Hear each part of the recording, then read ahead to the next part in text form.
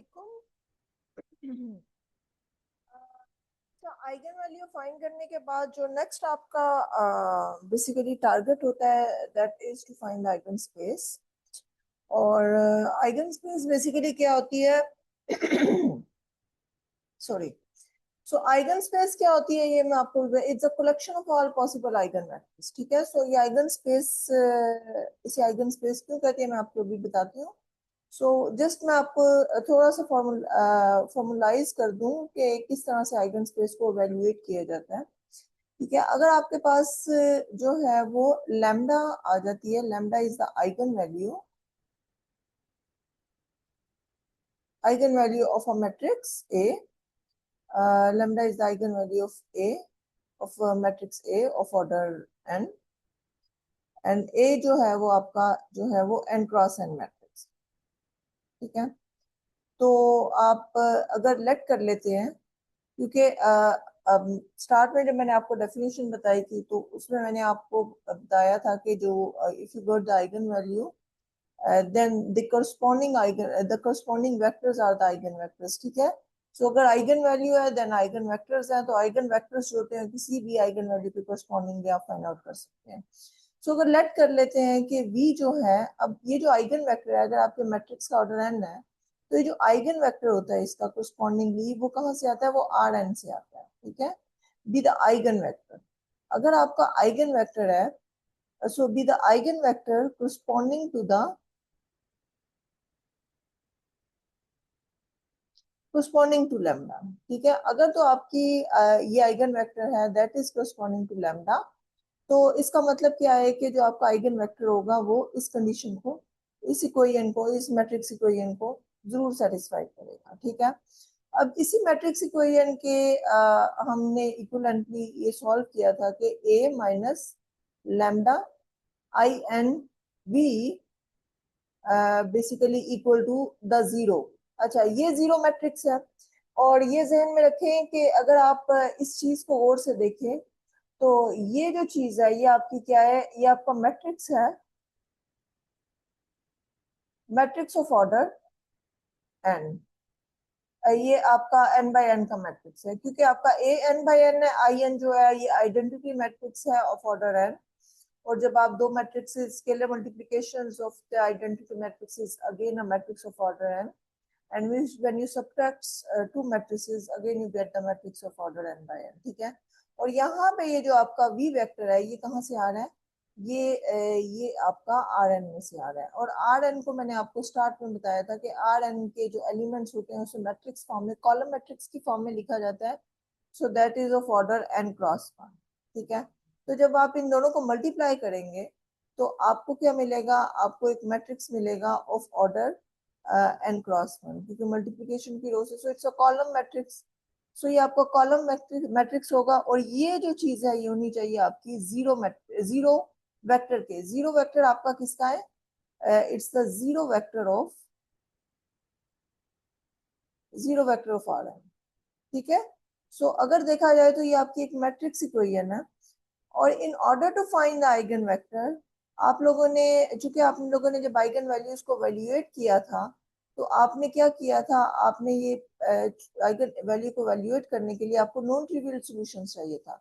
So that's why you took this I N determinant जो था वो इज इक्वल टू जीरो, क्योंकि अगर आई एन डिटर्मिनेंट जीरो होता तो आपका जो ट्रिवियल सॉल्यूशन होता, ट्रिवियल सॉल्यूशन किसी भी homogeneous, so it's basically homogeneous system of linear equation. अगर आप इस चीज को गौर से देखें, so this is equal to the homogeneous system of linear equation. और homogeneous system of linear equation में जो अगर आपका ट्रिवियल सॉल्यूशन होता है वो सिर्फ जीरो वेक्टर होता है। ठीक है, so for the non trivial solution you took this determinant is equal to zero. और अब ये लैम्डा जो आपने वैल्यूएट कर लिया जो कि आपकी आइगन वैल्यू आ गई, इसके करस्पॉन्डिंगली आपका ये जो पूरा सोल्यूशन होगा, ये इसका सोल्यूशन जो होगा, solution is always solution of system, ये आपका सिस्टम ऑफ लीनियर इक्वेशन होगा। So solution of system is always non trivial, क्योंकि आपका लैम्डा के करस्पॉन्डिंगली इसका जो डिटर्मिनेंट है वो जीरो आया हुआ है। ठीक है, सो जब भी आपका होमोजेनियस सिस्टम का नॉन ट्रिवियल सोल्यूशन होता है तो वो जो सोल्यूशन नॉन ट्रिवियल होता है वो एक्चुअली क्या होता है, वो इनफाइनाइटली मैनी सॉल्यूशंस होते हैं, ठीक है। So you have infinitely many solutions, और ये जो इनफाइनाइटली मैनी सॉल्यूशंस होते हैं, ये जो कलेक्शन होती है, सो ये जो है ये आपकी बनती है इनफाइनाइटली मैनी सॉल्यूशंस, जितने भी पॉसिबल सॉल्यूशन होंगे सिस्टम के, union with the zero vector, ठीक है। ये जो पूरी कलेक्शन होगी, ये आपकी बेसिकली बनती है eigen space, eigen space of eigen space of A corresponding to the corresponding to lambda। और इस सिस्टम का, इस सोल्यूशन सेट का हर एलिमेंट जो है वो क्या होगा, वो is an eigen vector corresponding to the lambda होगा। सो ये थोड़ा सा थ्योरेटिकल बैकग्राउंड है, बट ये है कि स्टेप इसमें ये है कि आपने जस्ट क्या वैल्यूएट करना है आइगन वेक्टर्स को। मैं आपको इसके स्टेप करती हूँ। लैम्डा ऑलरेडी आपके पास है in order to computing the eigen vector. So सबसे पहले लैम्डा और ए जो है ये आपके पास होंगे, गिवन होंगे, ठीक है। या आपको जस्ट ए गिवन होगा, अगर ए गिवन है then you can get the eigen values, ठीक है। उसके बाद आपने क्या करना है, आपने A minus lambda I N जो है, ये मैट्रिक्स जो है, ये आपने चूंकि इस इक्वेशन को सॉल्व करना है, इस इक्वेशन को जब आप, because this is your eigen vector, so ये इसमें आपने इसको सॉल्व करना है by Gaussian elimination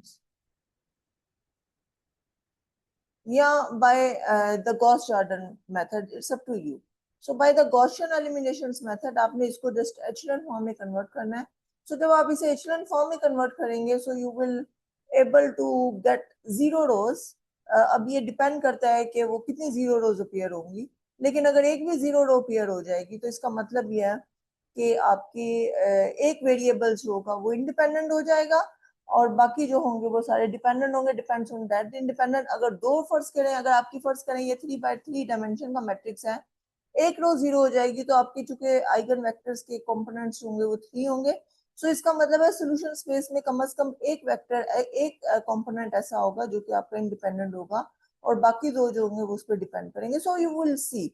so basically आपने जस्ट इस सिस्टम को सॉल्व करना है, system of non homogeneous non trivial solutions आपने इसका बेसिकली, ठीक है। अब मैं आपको इसकी एग्जांपल्स के जरिए एक्सप्लेन करती हूँ, लेकिन पहले मैं आपको 2 बाय 2 की आपको एग्जांपल से एक्सप्लेन करूंगी basis for the eigen space के लिए, और नेक्स्ट वीडियो में मैं आपको 3 बाय 3 मैट्रिसेस के लिए आपको एक्सप्लेन करूंगी इसका। So this is example and you have to find the basis. So this is example, और एग्जांपल में आपके पास क्या है, आपको एक मैट्रिक्स गिवन है, एंड मैट्रिक्स ए जो है वो आपका फर्स्ट करें किसके इक्वल है, that is -1 3 2 and 0। So this is your matrix, और आपसे कहा गया है कि find the basis of eigen space, basis of eigen space. अच्छा, आइगन स्पेस फाइंड कर लें, आपको बेसिस भी पता चल जाएगी। सो जस्ट आपने फिलहाल इसमें टारगेट किया, आपने आइगन स्पेस फाइंड करना है। सो आइगन स्पेस फाइंड करने के, अब चूंकि इसमें कोई आपको आइगन वैल्यू गिवन नहीं है, सो फर्स्ट स्टेप आपका क्या है कि आपने आइगन वैल्यूज फाइंड करनी है। जो आपका स्टेप 1 होगा वो आपका क्या है कि compute the possible eigen values, all possible eigen values. और जो नेक्स्ट स्टेप होगा आपका, वो आपका क्या है, स्टेप 2 में आपने eigen space, if you get the eigen values, definitely इसकी जो आइगन वैल्यूज होंगी वो 2 होंगी, मैक्सिमम 2 होंगी, ठीक है। So compute the eigen space. Next step में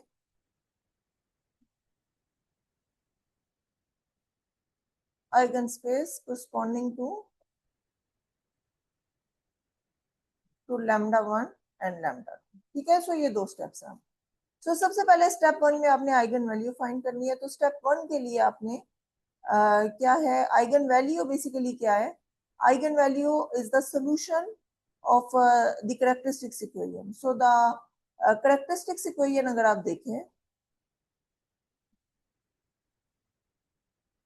ऑफ मैट्रिक्स ए इज, आपको याद हो, ए माइनस लैम्डा आई, ये आपका I2 है, आइडेंटिटी मैट्रिक्स ऑफ ऑर्डर 2। इसका डिटर्मिनेंट जो है वो 0 है, तो this is the characteristics equation. So this implies that, ये आपको मैंने बताया था कि ये जिस डायगोनल एंट्रीज में आप so -1 minus lambda 3 and 2 and 0 minus lambda is minus lambda. सिर्फ डायगोनल एंट्रीज में आपने लैम्डा को सब्ट्रैक्ट करना है। सो सॉरी, ये डिटर्मिनेंट का साइन है, ठीक है। So this is equal to 0। अगर आप डिटर्मिनेंट्स को वैल्यूएट कर रहे हैं तो ये आपको मिलेगा माइनस लैम्डा -1 माइनस लैम्डा और -6 इज इक्वल टू 0।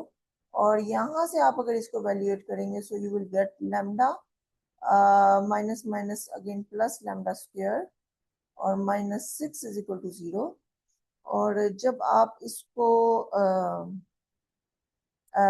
फैक्टराइज कर लें, आई थिंक इसकी फैक्टराइजेशन हो सकती है। सो lambda square +3 lambda -2 lambda -6 is equal to 0. So you will get lambda plus 3 and -2 lambda plus 3 is equal to 0. So आपको मिल जाएगा lambda is equal to 2 and lambda is equal to -3. So ये जो आपके eigen values हैं ये 2 हैं। अब इन दोनों आइगन वैल्यूज के कोरस्पॉन्डिंगली अपने आइगन वेक्टर्स फाइंड करने हैं। अच्छा, एक बात ध्यान में रखें कि ये जो अब आपने आइगन वेक्टर्स को किस तरह से एवेल्युएट करना है। स्टेप 2 आपका क्या होगा? स्टेप 2 में आपको आइगन स्पेस फाइंड करनी है। अब चूंकि 2 आइगन वैल्यूज हैं तो आपको 2 तरह की आइगन स्पेस फाइंड, हर आइगन वैल्यू के कोरस्पॉन्डिंगली अपनी आइगन स्पेस। सो अगर लैम्डा इज इक्वल टू 2 है आपका, तो इसके कोरस्पॉन्डिंगली जो आपका लेट कर लेते हैं कि जो v आपका वेक्टर है दैट इज इक्वल टू से x1, चूंकि आपका 2 डायमेंशन का है तो x1 x2। सो ये मैं Rn में से ले रही हूँ, R2 में से ले रही हूँ with the eigen vector. Eigen vector corresponding to,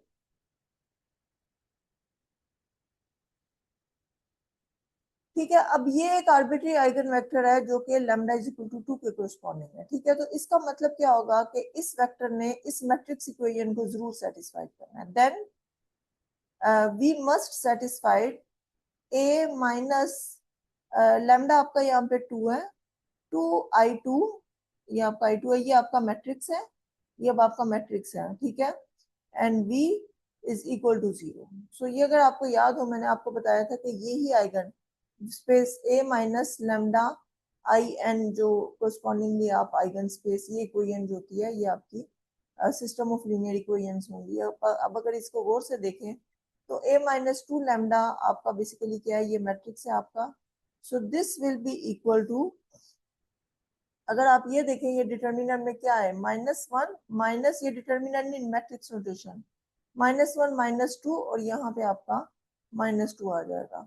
सो यहाँ पे आपका हो जाएगा -1 -2 और ये आपका हो जाएगा आई थिंक 3 और ये जो मिलेगा आपको 2 मिलेगा और ये -2 मिलेगा क्योंकि आपका लैम्डा -2 है और जो v था आपका वो क्या था, वो आपका x1 और x2 है।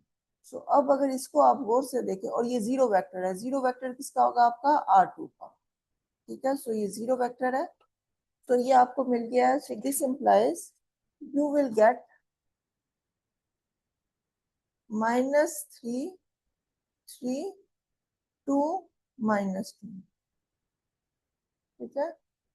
सो ये आपको जो है वो अच्छा, अब मैं 3/3 का 2/2 का सिस्टम है, सो मैं इसको एचलन फॉर्म में जरूरत नहीं है लेके जाने की। अगर आपके पास ये देखे दोनों इक्वेशंस एक ही जैसी बनेंगी आपकी।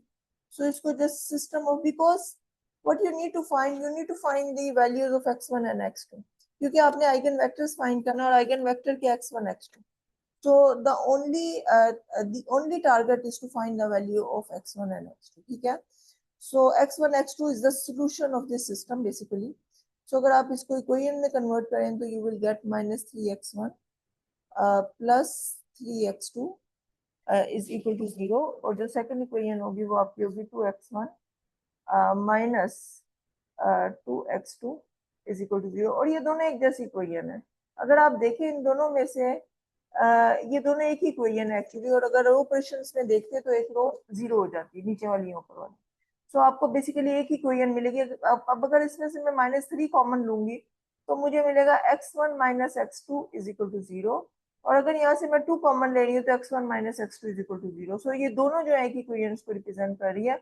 और अगर इस मैट्रिक्स को मैं रिड्यूस एचेलॉन फॉर्म में लेके जाती तो इसमें से जीरो रो जरूर अपेयर हो जाए, तो ultimately you will get this equation.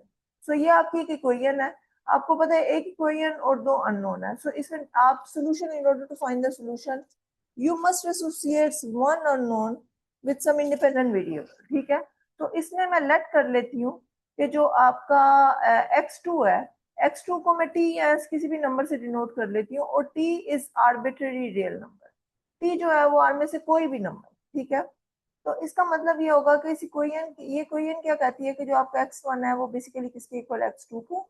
So x2 किसके इक्वल है, t के इक्वल। सो x1 भी t है और x2 भी t है। तो इसका मतलब ये है कि जो आपका v आइगन वेक्टर आपने लिया था, any arbitrary eigen vector, that is x1 and x2।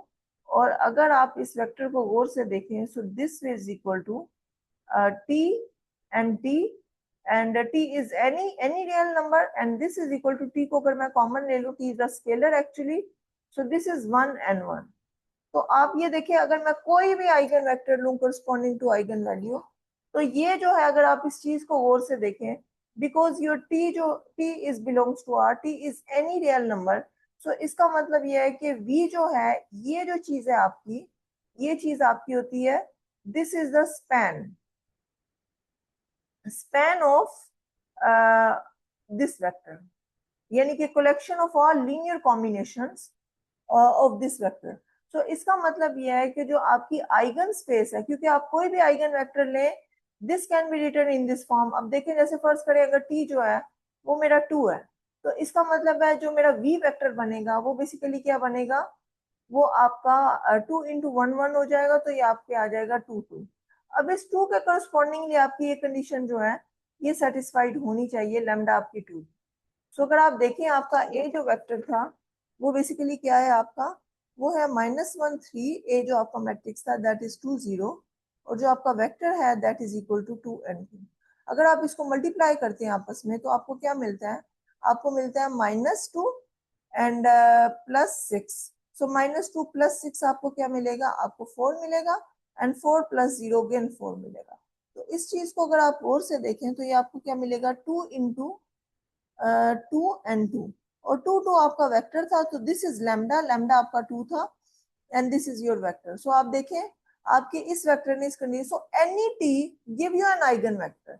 सो इसका मतलब है कि जितने पॉसिबल टीज हैं उतने, अच्छा एक बात ध्यान में रखें, जब हम आइगन वेक्टर्स को डिफाइन करते हैं तो हम v को नॉन जीरो लेते हैं, ठीक है, v को नॉन जीरो लेते हैं। लेकिन जब यहाँ पे t रन कर रहा है r पे, बिकॉज हमने इसे स्पेस बनाना है, स्पेस बनाने के लिए इसमें जीरो वेक्टर होना बहुत जरूरी है। लेकिन r इज इक्वल टू, जब आपका t जीरो होगा तो automatically you will get the zero vector. So अगर आप t को t की वेरिएशन जो है वो r डिफरेंट जीरो पे ले रहे हैं, जीरो जो r का नंबर में, नंबर सिस्टम में जीरो है, r डिफरेंट जीरो पे ले रहे हैं, तो स्पैन में जब आप आइगन स्पेस बनाएंगे, तो आइगन स्पेस में, क्योंकि आइगन स्पेस जो होती है ये एक्चुअली सब स्पेस होती है, सो दिस इज एक्चुअली सब space of the vector space, ठीक है, जो भी आपकी वेक्टर स्पेस है। और वेक्टर स्पेस आपकी यहाँ पे क्या थी, वेक्टर स्पेस आपकी R2 थी, R2 क्योंकि आपके वेक्टर्स R2 में से आ रहे हैं, ठीक है। तो सब स्पेस में आपको पता है जीरो वेक्टर होना बहुत जरूरी है। सो अगर तो आप t को रन करते हैं on R, then you don't need to take this zero vector. लेकिन अगर आपका t जो है वो इस पे रन हो रहा है, तो आपको जीरो वेक्टर ऐड करना पड़ेगा। सो आई होप कि ये आपको समझ आ गई होगी। सो बेसिकली जो आपकी आइगन स्पेस है, जो कि कलेक्शन ऑफ ऑल वेक्टर्स हैं, सो आइगन स्पेस जो corresponding to so I will write here corresponding to lambda is equal to 2, ये आपकी जो आइगन स्पेस होगी इसको मैं E2 से डिनोट करूंगी, क्योंकि नॉर्मली E लैम्डा से डिनोट करते हैं eigen space. So this is equal to all those vectors in R2 such that V is the linear combination of say you can say T and the vector आपका 1 1, ठीक है। सो ये basically अगर आप देखें तो ये क्या है, it's the collection of all linear combinations where your t run over R. अब टी को मैं आर पे रन कर रही हूँ, तो इसका मतलब ये कि zero is included, so zero vector is included है।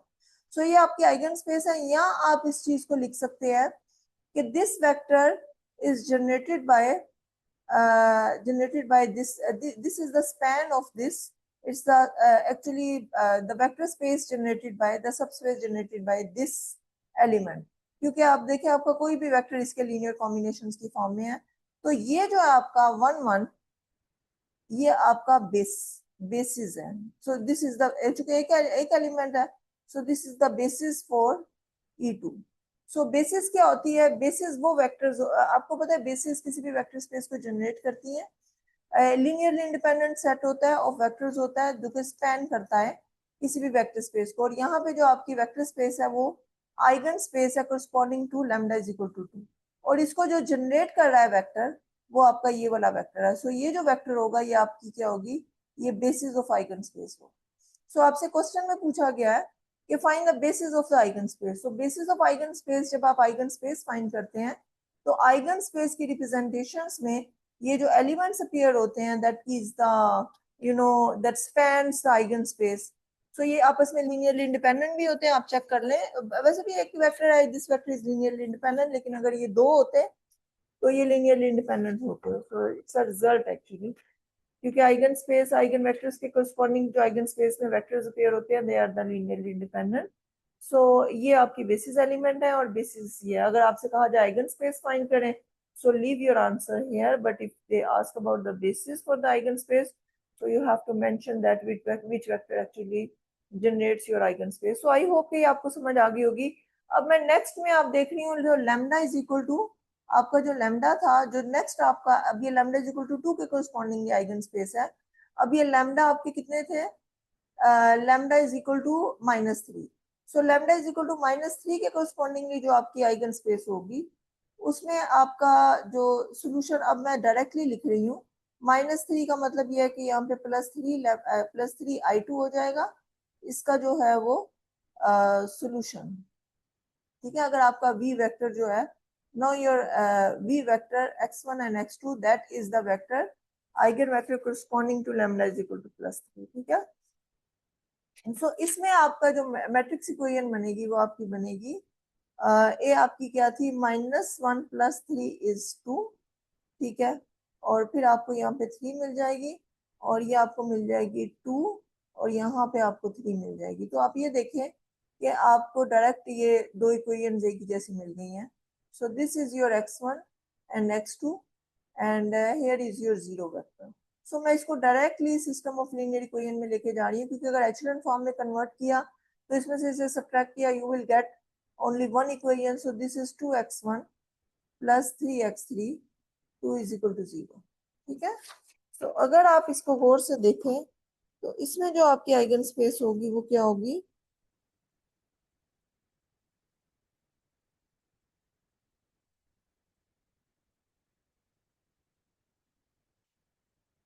इसमें अगर आप देखें यहाँ पे अगेन मैं x2 को इंडिपेंडेंट वेरिएबल ले रही हूँ, that is t, and t is any number from r. सो इसका मतलब है जितने r में एलिमेंट्स हैं उतने आपके x2 हैं. सो यहाँ से आपका जो x1 होगा वो किसके इक्वल हो जाएगा? That is equal to -3/2 x2, और x2 जो है वो आपका t है. So this is -3/2 t. So इसका मतलब क्या है कि आपका जो आइगन वेक्टर है that is equal to x1 and x2, और x1 और x2 जो है ये आपके पास क्या आ गया? x1 is equal to -3/2t और ये आपके पास t आ गया. So this vector can be written as the -3/2 and 1 and t. So आप देखिए आपने आइगन वेक्टर कोई भी आर्बिट्री आइगन वेक्टर लिया and this is the linear combination of this vector. So इसका मतलब है कि जो आपका v है ये बिलोंग कर रहा है किससे?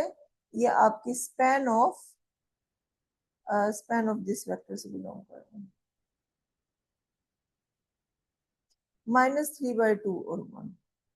और जो आपकी आइगन स्पेस है यहाँ इसको आप E2 के नाम से, -3 के नाम से. So this is your eigen space corresponding to lambda is equal to 3 and this is exactly equal to, या अगर आप उसको वेक्टर्स की फॉर्म में लिखें, all those vectors in R2. ठीक है, such that v can be written as -3/2 and 1 t, where your t belongs to R.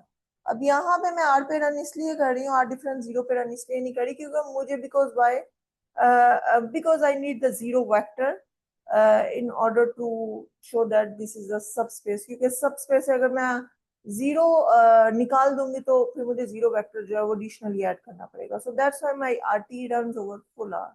So t is equal to zero के कोरस्पॉन्डिंगली जीरो वेक्टर भी आ जाएगा। So ये आपकी आइगन स्पेस है corresponding to the this is your eigenspace corresponding to eigenvector as corresponding to eigenvalue minus 3. Is it minus 3? Yes, it's a minus 3. So eigenspace corresponding to